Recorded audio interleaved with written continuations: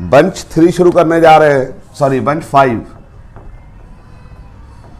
आपको याद होगा लास्ट लेक्चर में मैंने 4 बंच पढ़ा दिया है, जल्दी से रिकॉल कर लो। पहला बंच क्या था बच्चों?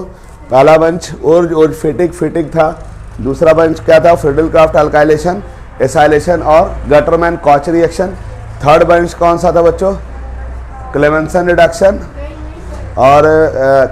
रिडक्शन और वुल्फ क्रिस्टल रिडक्शन। और फोर्थ बंच था आपका जहाँ तक मुझे याद है सैंडमेयर, गटरमैन और डायजोटाइजेशन रिएक्शन बच्चों। ठीक है, अब हम लोग बंच 5 शुरू करने जा रहे हैं। ये सबसे इंपॉर्टेंट रिएक्शन बच्चों हम डिस्कस कर रहे हैं, इसको हम लोग को ध्यान से समझना है। एक तो राइमर टाइमन रिएक्शन है, राइमर टाइमन रिएक्शन है बच्चों। ये 100% आता है, खानदानी क्वेश्चन है बच्चों, बोर्ड एग्जाम में 99% चांस होते हैं। और दूसरा जो बच्चों रिएक्शन है वो है carbyl amine reaction. Carbyl amine reaction, इसी को हम लोग आइसोसाइनाइड टेस्ट भी बोलते हैं इसको बच्चों। ये बेसिकली नेम रिएक्शन भी है और ये फेमस टेस्ट भी है। ठीक है बच्चों, और जो तीसरा रिएक्शन है वो है कॉल्ब्स रिएक्शन। कॉल्ब्स रिएक्शन, ये तीनों बहुत ही फेमस रिएक्शन है बच्चों। ये समझ लो कि ये है ना 100% आएगा, ये आउट क्वेश्चन है बच्चों, आता ही आता है, नहीं आने का सवाल ही नहीं उठता बच्चों। ठीक है बच्चों, तो शुरू करते हैं बच्चों। इसमें सबसे पहले बच्चों हम लोग शुरू करेंगे राइमर टाइमन रिएक्शन। राइमर टाइमन रिएक्शन, ठीक है बच्चों। इसमें क्या होता है बच्चों कि इसमें when phenol is treated with chloroform and KOH or NaOH, then salicylaldehyde will produce। इसमें क्या बनेगा बच्चों? सैलिसाइल्डिहाइड बन जाएगा। ठीक है, अब इसको जो है ना, नाम सुन के घबराना नहीं है, रिएक्शन सीधा सीधा है। ठीक है, पहले मैं आपको मोटे मोटे तौर पे सारे रिएक्शंस को याद करने के लिए कह रहा हूँ, फिर मैं इसमें टेक्निकल बात और भी बता दूंगा साथ में। इसमें क्या होता है बच्चों कि फेनॉल का रिएक्शन हम किससे कराते हैं? क्लोरोफॉर्म से और KOH से। तो क्या होता है बच्चों? सैलिसाइल्डिहाइड बन जाता है। ठीक है, तो आइए हम लोग शुरू करते हैं इस रिएक्शंस को देखना। ठीक है, फिनॉल क्या होता है आप लोग को मालूम होगा बच्चों। फिनॉल जो है बच्चों, बेंजीन पे जब OH ग्रुप अटैच कर देंगे तो वो फिनॉल हो जाएगा। क्या हो जाएगा? बेंजीन पे OH ग्रुप अटैच करेंगे तो फिनॉल बन जाएगा। ठीक है, और यहाँ देखिए इसमें फिनॉल ले रहे हैं हम लोग और इसका क्लोरोफॉर्म से रिएक्शन करा रहे हैं। क्लोरोफॉर्म क्या होता है? CHCl3। ठीक है, और इसके साथ हम लोग क्या लेते हैं? KOH या NaOH ले सकते हैं। ठीक है, तो इसके जो प्रोडक्ट्स बनेंगे वो मेन प्रोडक्ट्स आपको पहले याद रखने हैं, और वो क्या बनेगा? सैलिसाइल्डिहाइड बन जाएगा। क्या बन जाएगा बच्चों? सैलिसाइल्डिहाइड। सैलिसाइल्डिहाइड क्या होता है बच्चों कि फिनॉल तो है ही अपनी जगह OH, और इसमें साथ में क्या होगा बच्चों? CHO ग्रुप जुड़ जाएगा बच्चों।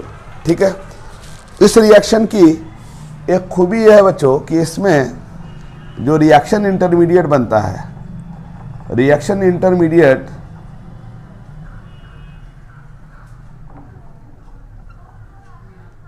इन दिस रिएक्शन इज डाइक्लोरोकार्बीन बनता है। क्या बनता है बच्चों? डाइक्लोरोकार्बीन बन जाता है। ठीक है बच्चों, तो इस रिएक्शन को हम लोग क्या करेंगे, ये क्योंकि इंपॉर्टेंट है, इसको पहले डिस्कस फिर से कर लेते हैं। मैंने क्या कहा? फिनॉल का रिएक्शन किससे कराते हैं बच्चों? क्लोरोफॉर्म से, और KOH या NaOH ले सकते हैं। तो क्या बन जाएगा? सैलिसाइल्डिहाइड बन जाएगा। सैलिसाइल्डिहाइड कैसे याद करेंगे बच्चों? फिनॉल तो अपनी जगह है ही, वहाँ जाकर CHO जोड़ देंगे तो वो हो जाएगा आपका सैलिसाइल्डिहाइड। अब एक बात मैं बता दूं साथ में कि अगर हम CHO की जगह COOH ले लें, यानी कार्बोक्सिलिक ग्रुप ले लें, तो उसी को हम लोग सैलिसाइलिक एसिड बोल देते हैं। क्या बोलते हैं? Salicylic acid.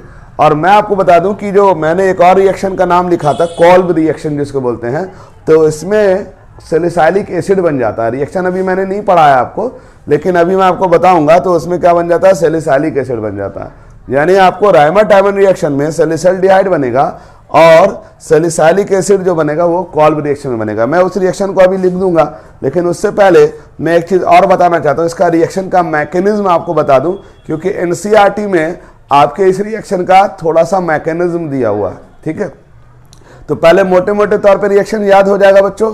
हम क्या करेंगे, फेनॉल का कोलोफॉर्म से और क्यूएच के साथ रिएक्शन कराएंगे तो क्या बन जाएगा आपका सैलिसल्डिहाइड। ठीक है बच्चों, मिटा दूं इसको। अब जो है इसको पहले आप नोट डाउन कर लीजिए, फिर हम लोग इसको डिस्कस करेंगे बच्चों। ठीक है, अब देखो बच्चों, इसका हम लोग मैकेनिज्म देखेंगे इस रिएक्शन का। और ये मैकेनिज्म आपके स्कूल में एग्ज़ाम में आता तो है, लेकिन बहुत कम चांस होता है, बहुत छोटा सा मैकेनिज्म। हालांकि मैं जब इस मैकेनिज्म पढ़ाऊंगा तो ये लंबा चौड़ा है, और इसको समझाने के लिए मैं आपको ये मैकेनिज्म पूरा लिख दूंगा। और मैं आपको पेज नंबर बता देता हूँ। नए बुक में 343 नंबर पेज पे है ये रिएक्शन, और पुराने बुक में 335 पे है। अब मैं इसका मैकेनिज्म लिख रहा हूँ बच्चों, ध्यान से देखना। ये मैकेनिज्म अगर आप समझोगे तभी समझ में आएगा। और इस मैकेनिज्म में हमको, इसलिए मैं समझा रहा हूँ क्योंकि एनसीईआरटी में 2 लाइन में इसका मैकेनिज्म इसने शॉर्ट में कर दिया, लेकिन मैं आपको समझा दूंगा, इससे आपको बात अच्छी तरह से समझ में आ जाएगी। देखो बच्चों, इसमें सबसे पहले ये रिएक्शन की जो शुरुआत होगी उसमें जो है फिनॉल जो है बच्चों, क्योंकि ये बेस वाला नेचर है, सॉरी एसिड वाला नेचर है। फिनॉल क्या होता है बच्चों, एसिडिक होता है। तो ये सोडियम हाइड्रोक्साइड ले लें या पोटेशियम हाइड्रोक्साइड ले लेंगे, तो ये क्या बन जाएगा, सोडियम फेनॉक्साइड बन जाएगा। क्या बन जाएगा, सोडियम फेनॉक्साइड बन जाएगा। ठीक है, क्योंकि ये एसिड है और ये बेस है, तो एसिड और बेस का रिएक्शन से क्या बनता है, सॉल्ट बनता है। और ये सोडियम फेनॉक्साइड जो है बच्चों, ये इस तरह से ब्रेक डाउन किया हुआ होता है, यानी कि ये फेनॉक्साइड आयन बना देगा। क्या बना देगा बच्चों, फेनॉक्साइड आयन बना देगा। और ये क्या बनेगा, Na+ बन जाएगा। ये स्टेप 1 है, यानी ये रिएक्शन स्टेप 1 में ऐसा होगा, फिनॉल बेस से रिएक्शन करके सोडियम फेनॉक्साइड बना देगा। फिर ये फेनॉक्साइड आयन जो है वो यहाँ पर आकर के रुका हुआ रहेगा। ठीक है बच्चों, अब यहाँ पर अगला जो मामला है बच्चों, ये जो फेनॉक्साइड आयन है बच्चों, ये रेजोनेट करेगा। रेजोनेट कैसे करेगा, ये जो देख रहे हैं आपका, ये इलेक्ट्रॉन फ्री है, यहाँ पर माइनस चार्ज आने का मतलब एक्स्ट्रा इलेक्ट्रॉन है। तो ये क्या करेगा, ये जो ऑक्सीजन के पास जो एक्स्ट्रा इलेक्ट्रॉन है, ये अगले अपने नीचे वाले कार्बन को क्या करेगा, अप्रोच करेगा डबल बॉन्ड बनाने के लिए। तो जब ये डबल बॉन्ड बनाने के लिए अप्रोच करेगा, तो देखो ध्यान से, यहाँ 2 इलेक्ट्रॉन है। एक इलेक्ट्रॉन तो इसका अपना पहले से था, और एक इलेक्ट्रॉन जो H+ छोड़ के गया था। आप देखो ध्यान से, यहाँ H+ बाहर निकला है, तो वो H+ जो अपने इलेक्ट्रॉन छोड़ के गया था, तो ये जो है फॉरवर्ड होकर के ये इस तरह से बना देगा। यानी ये बेसिकली ये जो इलेक्ट्रॉन यहाँ ट्रांसफर करेगा, तो ये जो पाई बॉन्ड है, ध्यान से देखना, इस पाई बॉन्ड में क्या है, 2 इलेक्ट्रॉन है, तो ये इलेक्ट्रॉन यहाँ ट्रांसफर हो जाएगा।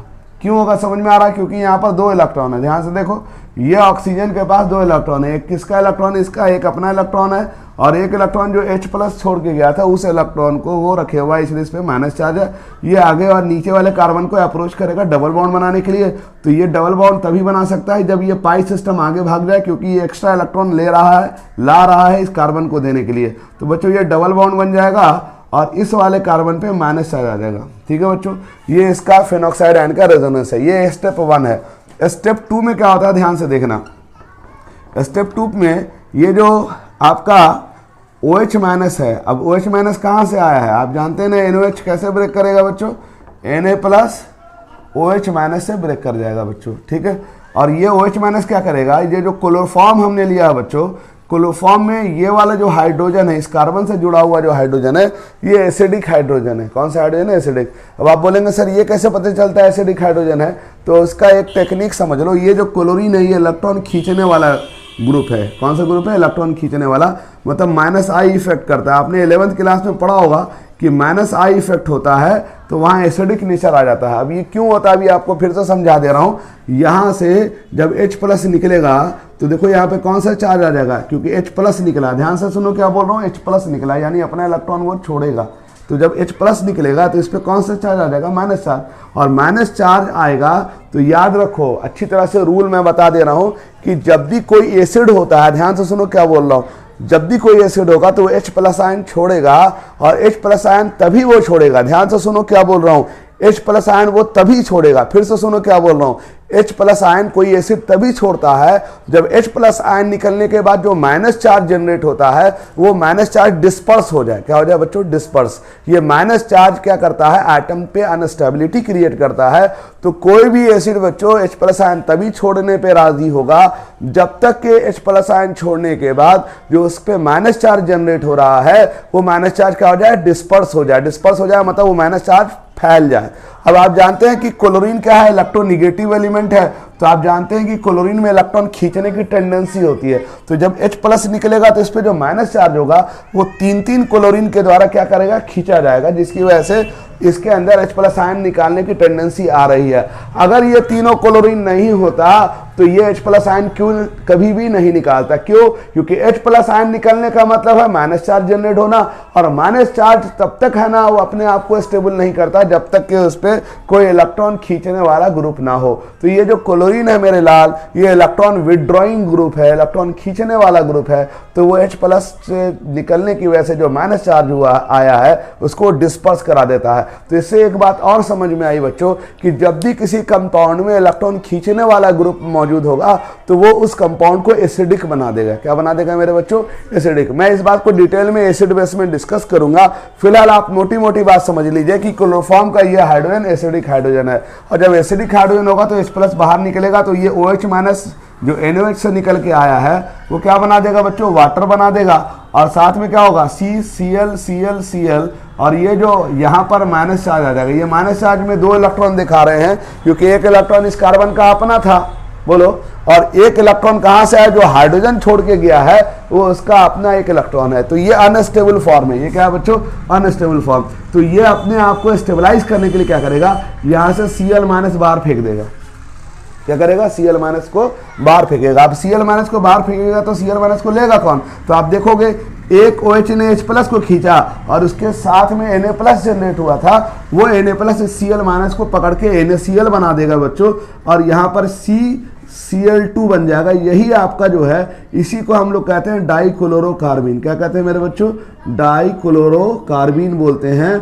और इसी को हम लोग इलेक्ट्रोफाइल भी बोल सकते हैं। क्या बोल सकते हैं? इलेक्ट्रोफाइल। आप बोलेंगे सर इलेक्ट्रोफाइल क्यों बोल रहे हैं? तो इलेक्ट्रोफाइल का मतलब होता है, देखो यहाँ पर ऑक्टेट पूरा नहीं है, ध्यान से देखो, इस क्लोरीन के साथ इसने एक बॉन्ड बना रखा है और इस क्लोरीन के साथ एक बॉन्ड, दो कितना हुआ? 4 इलेक्ट्रॉन, और 2 ये वाला इलेक्ट्रॉन है तो 6 ही इलेक्ट्रॉन हुआ ना। तो ऑक्टेट से कम इलेक्ट्रॉन हो गया। जिसके पास ऑक्टेट से कम इलेक्ट्रॉन होता है वो क्या होता है? इलेक्ट्रॉन डिफिशियंट होता है। क्या होता है बच्चों? इलेक्ट्रॉन डिफिशियंट होता है, उसमें इलेक्ट्रॉन खींचने की टेंडेंसी आती है। तो जिसमें इलेक्ट्रॉन कम होता है वो हमेशा इलेक्ट्रोफाइल की तरह काम करता है। फिर से मैं सारी बात को फिर से डिस्कस कर दे रहा हूँ, ध्यान से सुनो। पहले स्टेप में फेनॉल ने बेस से रिएक्शन किया, क्योंकि फेनॉल एसिड है तो वो फेनॉक्साइड आयन सोडियम फेनॉक्साइड बना देगा। फिर ये सोडियम फेनॉक्साइड क्या करेगा?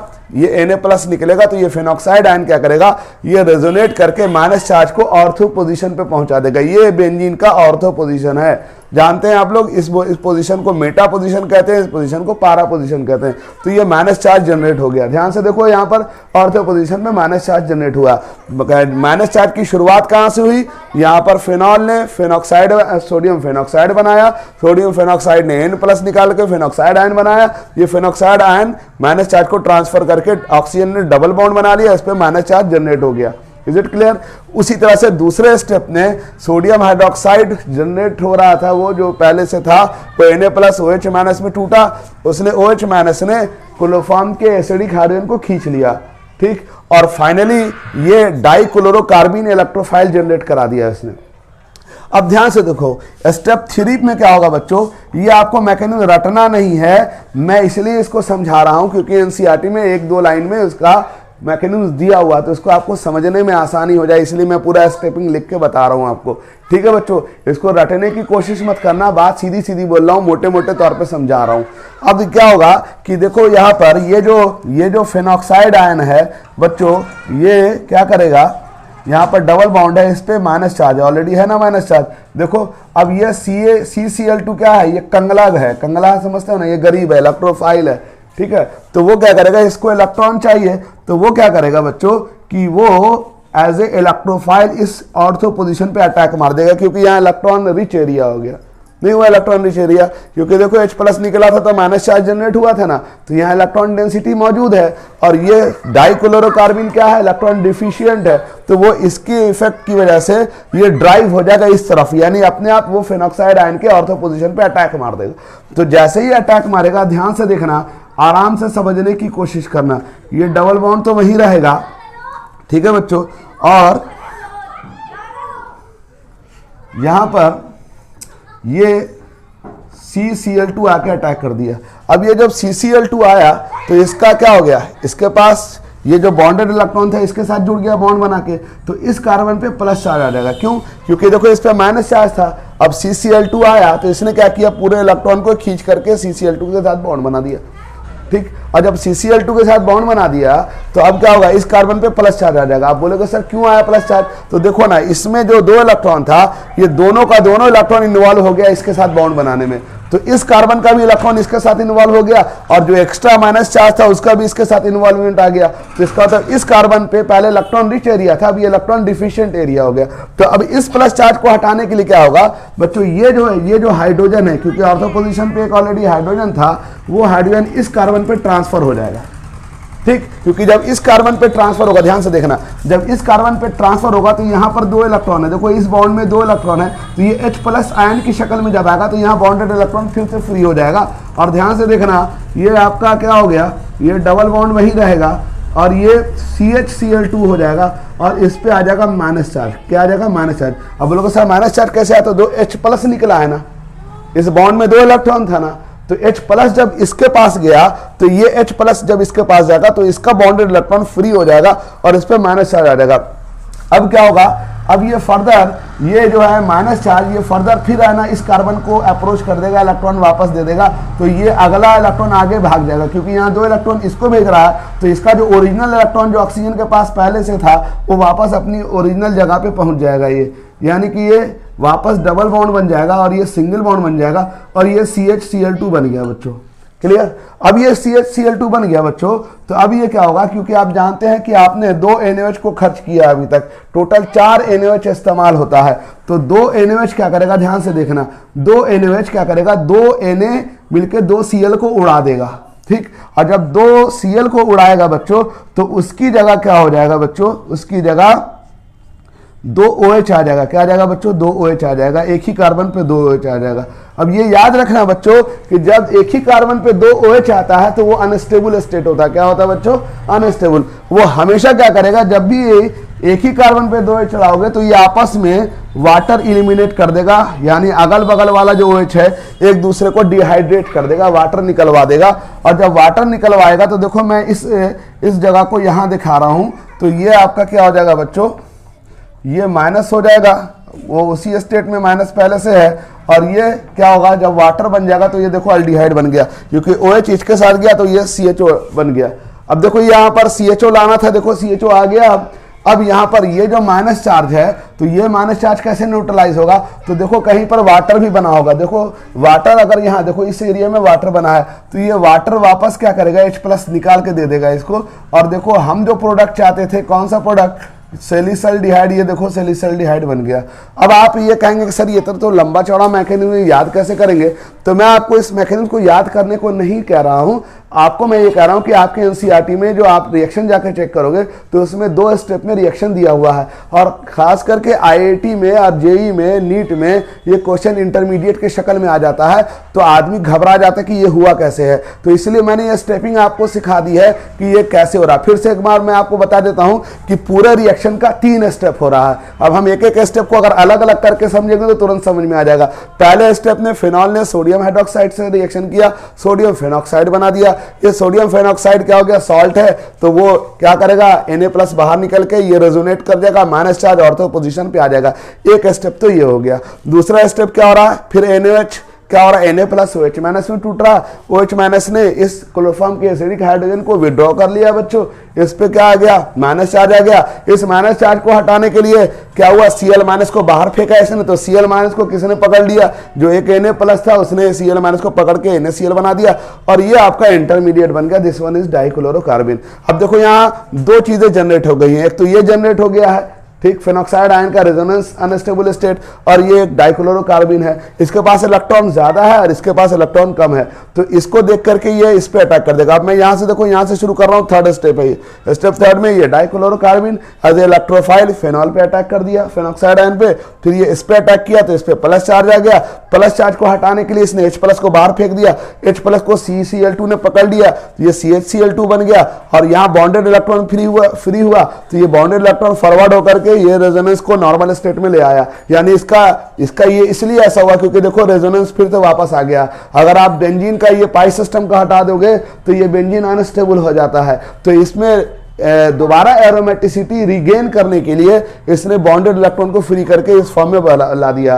अब अगले स्टेप में क्या होगा, जो 2 NaOH और बचा था वो 2 NaOH ने 2 Na निकाल के Cl को उड़ा दिया और 2H आके यहाँ जुड़ गया, और 2H एक ही कार्बन पे होगा तो वो अनस्टेबल स्टेट होता है, तो वाटर इलिमिनेट कर देगा, तो ये आपका बन गया सैलिसल्डिहाइड का आयंस बन गया। फिर वो जो वाटर बना था इस स्टेप ने, उससे वाटर H प्लस खींच लिया वाटर से, और फिर ये सैलिसल्डिहाइड बन गया बच्चों। ये इसका मैकेनिज्म है। आप इसको क्या करेंगे बच्चों, राइट डाउन कर लेंगे, और इसको अगर कोई कंफ्यूजन हो तो मुझसे व्हाट्सएप पे पूछ सकते हैं बच्चों। पहले इसको आप लोग राइट डाउन कर लें बच्चों, ये इंपॉर्टेंट है। अब देखो बच्चों, आज अब हम लोग सेकंड रिएक्शन देख रहे हैं इस बंच का, कोल्ब्स रिएक्शन, ठीक है। और ये रिएक्शन बच्चों उसी जगह पर फेनॉल का ही रिएक्शन है। इसमें क्या करते हैं कि when phenol is treated with NaOH followed by reaction with CO2 and further hydrolyzed, then salicylic acid will produce।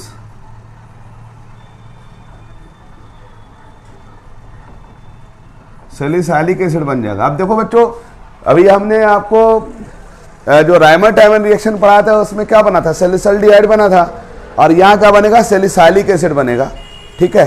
और सैलिसाइलिक एसिड क्या होता है समझ लो पहले। फेनॉल में जब हमने क्या किया था, CHO जोड़ दिया था तो सैलिसल्डिहाइड बन गया था।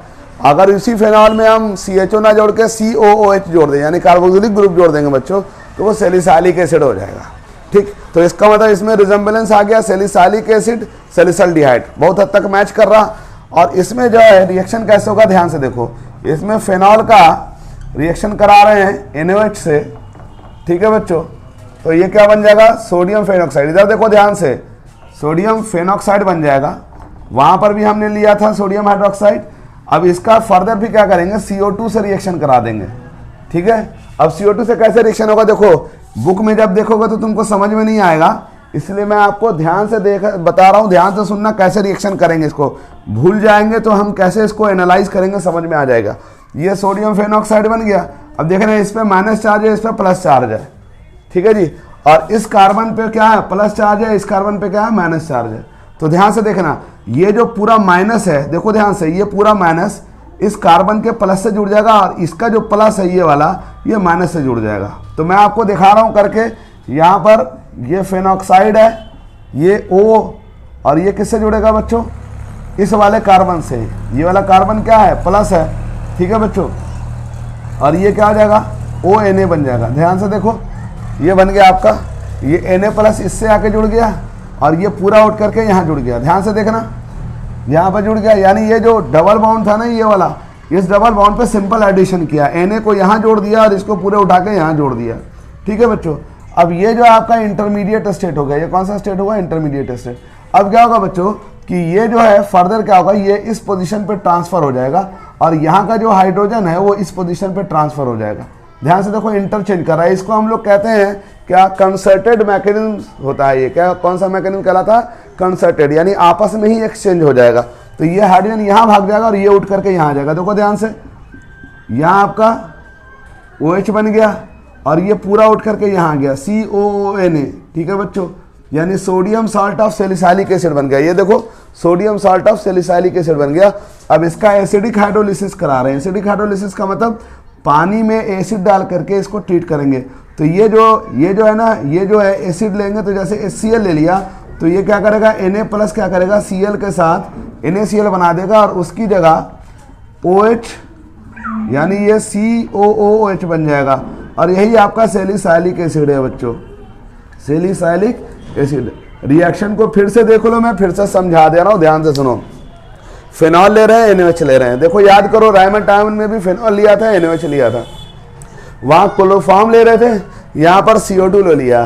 तो NaOH के साथ पहले रिएक्शन हुआ तो एसिड बेस का रिएक्शन हो गया, सोडियम साल्ट ऑफ फेनॉक्साइड बन गया, ठीक। फिर इसका CO2 पे एडिशन मारा। CO2 पे कैसे एडिशन मारा, तो इस पे ऑक्सीजन पे माइनस चार्ज है और सोडियम पे प्लस चार्ज है, और इसके कार्बन पे प्लस चार्ज है, इसके ऑक्सीजन पे माइनस चार्ज है। ये क्यों है प्लस माइनस समझ में आ रहा, क्योंकि ऑक्सीजन ज्यादा इलेक्ट्रोनिगेटिव है कार्बन से, तो इस पे माइनस है, इस पे प्लस है। तो अब देखो ध्यान से, इसका प्लस इसके माइनस पे जुड़ गया और इसका माइनस इसके प्लस पे जुड़ गया, यानी इस कार्बन ऑक्सीजन का जो डबल बॉन्ड है वो ब्रेक डाउन करके एक बॉन्ड तोड़ दिया है इसका, और एक इलेक्ट्रॉन जो इसका फ्री हुआ, ये पूरा फेनॉक्साइड ग्रुप नीचे आके जुड़ गया है और ये सोडियम ऊपर से आके जुड़ गया है। ये सोडियम साल्ट ऑफ क्या हो गया, ये बेसिकली एस्टर का कंपाउंड हो गया ये, ठीक। अब क्या होगा, इसमें कंसर्टेड मैकेनिज्म होगा। ये जो हाइड्रोजन है ऑर्थो पोजीशन वाला, ये ट्रांसफर होकर इस हाइड्रोजन पे आ जाएगा और ये पूरा ग्रुप शिफ्ट होकर के नीचे वाले ऑर्थो पोजीशन पे आ जाएगा। अब क्योंकि यहाँ पर हाइड्रोजन को लाना है तो एसिडिक हाइड्रोलिसिस कर दिया, तो ये Na+ क्या होगा, क्योंकि एसिड ले रहे हैं तो HCl लेंगे अगर, तो क्या होगा, NaCl बन जाएगा और ये पूरा H+ यहाँ के जुड़ जाएगा। ये आपका सैलिसाइलिक एसिड है बच्चों। तो इस रिएक्शन की सिमिलरिटी किससे मिल गई बच्चों, ये रिएक्शन कॉल्ब रिएक्शन किससे मैच कर गया, आपके राइमर टाइमन से। राइमर टाइमन में कॉमन क्या था, राइमर टाइमन में भी हमने फेनॉल लिया था और KOH लिया था, इस रिएक्शन में भी फेनॉल लिया और KOH लिया। वहाँ क्लोरोफॉर्म ले रहे थे और यहाँ पर क्या ले लिया बच्चों, यहाँ पर CO2 ले लिया है। वहाँ क्या बना था, सैलिसल्डिहाइड बना था और यहाँ क्या बन गया, सैलिसाइलिक एसिड बन गया। और सैलिसल्डिहाइड और सैलिसाइलिक एसिड में फर्क किस बात का है, एक ऑक्सीजन का ही तो फर्क है ना। वहाँ पर फेनॉल पे CHO जोड़ा था और यहाँ फेनॉल पे COH जोड़ दिया बच्चों। बात समझ में आ गई बच्चों, इसको नोट डाउन कर लीजिए आप लोग जल्दी से। अब देखो बच्चों, हम लोग इस रिएक्शंस जो है थर्ड रिएक्शंस बंच का हम लोग पढ़ रहे हैं, और वो है कार्बाइल एमीन रिएक्शन। कौन सा रिएक्शन बच्चों, कार्बाइल एमीन रिएक्शन। इसी को कार्बाइल एमीन टेस्ट भी बोलते हैं, कार्बाइल एमीन टेस्ट, ठीक है। और इसका एक और भी नाम है बच्चों, इसको आइसोसाइनाइड टेस्ट भी बोलते हैं। क्या बोलते हैं बच्चों, आइसोसाइनाइड टेस्ट। इसका पेज नंबर मैं पहले बता दे रहा हूँ, ये ओल्ड बुक में 393 पेज पे है और न्यू बुक में 401 पेज पे है बच्चों। अब मैंने क्या कहा, इसको बंच से हम मिला रहे हैं। तो अभी हमने जो बंच में अभी दो रिएक्शन पढ़ा है, पहला राइमर टाइमन रिएक्शन, ठीक है, और दूसरा कौन सा रिएक्शन पढ़ा है, कॉल्ब रिएक्शन। तो सिमिलरिटी समझ में आ रही होगी, राइमर टाइमन में सैलिसल्डिहाइड बना है और आपको कॉल्ब रिएक्शन में सैलिसाइलिक एसिड बना है। रिएक्टेंट वहाँ भी फेनॉल है, यहाँ भी फेनॉल है। एक में क्या लिया बच्चों, क्लोरोफॉर्म एक्स्ट्रा है एक में, और दूसरे में कौन है, CO2 है। बाकी NaOH वहाँ भी लिया, यहाँ भी लिया। अब हम लोग देखेंगे अगला रिएक्शन, वो है कार्बाइल एमीन रिएक्शन। इसमें क्या होता है कि when primary amine is treated with KOH and chloroform. अब देखो यहाँ पर KOH और क्लोरोफॉर्म फिर आ गया है, then isocyanide will produced, isocyanide will produce, ठीक है। अब देखना ध्यान से, देखो क्लोरोफॉर्म फिर आ गया है यहाँ पर और KOH आ गया। क्लोरोफॉर्म कहाँ आया था बच्चों, क्लोरोफॉर्म राइमर टाइमन रिएक्शन में था। अब इसमें क्या करते हैं बच्चों, प्राइमरी एमीन ले लेते हैं। क्या ले लेते हैं, प्राइमरी एमीन। प्राइमरी एमीन का मतलब NH2 ग्रुप एमीन को कहते हैं, और यहाँ बेंजीन हम जोड़ दे रहे हैं। ये जो कार्बन है ये आपका क्या है, ये जो एमीन है ये आपका प्राइमरी एमीन है बेसिकली, ठीक है। लेकिन यहाँ पर प्राइमरी सेकेंडरी टर्म यहाँ के लिए नहीं बोल सकते, क्योंकि ये एलिफैटिक के लिए प्राइमरी सेकेंडरी टर्म आता है। फिलहाल मैं आपको बता दूं कि ये एनिलीन है, ठीक है। और एनिलीन का हम किससे रिएक्शन कराएंगे बच्चों, क्लोरोफॉर्म से। और साथ में किससे कराएंगे, KOH से रिएक्शन कराएंगे या NOH से रिएक्शन कराएंगे बच्चों। तो ये जो प्रोडक्ट बनेगा, इस प्रोडक्ट को याद रखना भी बहुत आसान है। इसमें NC बन जाएगा, NC, यानी ये जो है यहाँ पर N जो है क्या हो रहा है, NH2 है, यहाँ पर क्या आ जाएगा, NC बन जाएगा। इसको कहते हैं फिनाइल आइसोसाइनाइड, फिनाइल आइसोसाइनाइड बनेगा। और इसमें जो है जो प्रोडक्ट बनेगा वो KCl बनेगा, वाटर बनेगा। ठीक है बच्चों, अब आपको इसका मेन रिएक्शन को ध्यान देना, बाई प्रोडक्ट को अभी ज़्यादा दिमाग नहीं लगाइए। यहाँ पर एनिलीन ले लिया, जिसको हम लोग एनिलीन भी कहते हैं या इमिनोबेंजीन भी कहते हैं बच्चों। इसका क्लोरोफॉर्म और KOH से रिएक्शन कराया। अब बताओ ये रिएक्शन अभी हमने किस में देखा था, ठीक राइमर टाइमन में सेम सिचुएशन था, उसमें भी क्लोरोफॉर्म लिया था, KOH लिया था। ठीक, अब यहाँ पर सिर्फ ये याद रखना कि ये एनिलीन ले रहे हैं और इसमें फिनाइल आइसोसाइनाइड बनेगा। अगर यहाँ पर मान लो हमने प्राइमरी एमीन लिया होता, CH3CN ले लिया होता, CH3NH2 ले लिया होता बच्चों, तो इसका रिएक्शन में भी क्या होता बच्चों, क्लोरोफॉर्म और KOH लेते बच्चों, और इसमें क्या होगा, मिथाइल वहीं रुकेगा और NH2 की जगह NC आके लग जाएगा, इसको कहेंगे मिथाइल आइसोसाइनाइड। अब ये बात मैं आपको बता दूं कि इस रिएक्शन को हम लोग टेस्ट के फॉर्म में इसलिए याद करते हैं क्योंकि ये जो है प्राइमरी एमीन का कन्फर्मेटरी टेस्ट है। किसका बच्चों, primary amine confirm by this reaction. ठीक है बच्चों, अब आपको ये खास बात बताऊं, ये टेस्ट भी है और फेमस नेम रिएक्शन भी है। तो फेमस नेम रिएक्शन के साथ साथ आपको एक टेस्ट भी याद हो गया। ठीक है, और अगर आपसे बोलेगा, जैसे फॉर एग्जांपल, ये तो अभी यहाँ नहीं पढ़ा रहा हूँ मैं, लेकिन फिर भी आपको मैं आइडिया दे देता हूँ। जैसे आपसे बोलेगा मिथाइल एमीन है और डाई मिथाइल एमीन है, उसमें आप कैसे डिस्टिंग्विश करेंगे कौन मिथाइल एमीन है कौन डाई मिथाइल एमीन है। तो जो मिथाइल एमीन होगा वो प्राइमरी एमीन होता है बच्चों, और प्राइमरी एमीन जो होता है वो हमेशा कार्बाइल एमीन टेस्ट बनाता है। यानी ये जो कंपाउंड है इसको कहते हैं आइसोसाइनाइड या इसी को कार्बाइल एमीन भी कहते हैं। और ये ऑफेंसिव स्मेल होता है। कौन सा स्मेल होता है, ऑफेंसिव, बदबूदार स्मेल होता है ये। तो अगर आपसे ये सवाल पूछ देता कि भाई प्राइमरी एमीन और सेकेंडरी एमीन में कैसे फर्क करोगे, तो प्राइमरी एमीन ये रिएक्शन को शो करेगा, यानी वो बदबूदार कंपाउंड बना देगा, यानी कि आइसोसाइनाइड टेस्ट कंफर्म कर लेगा।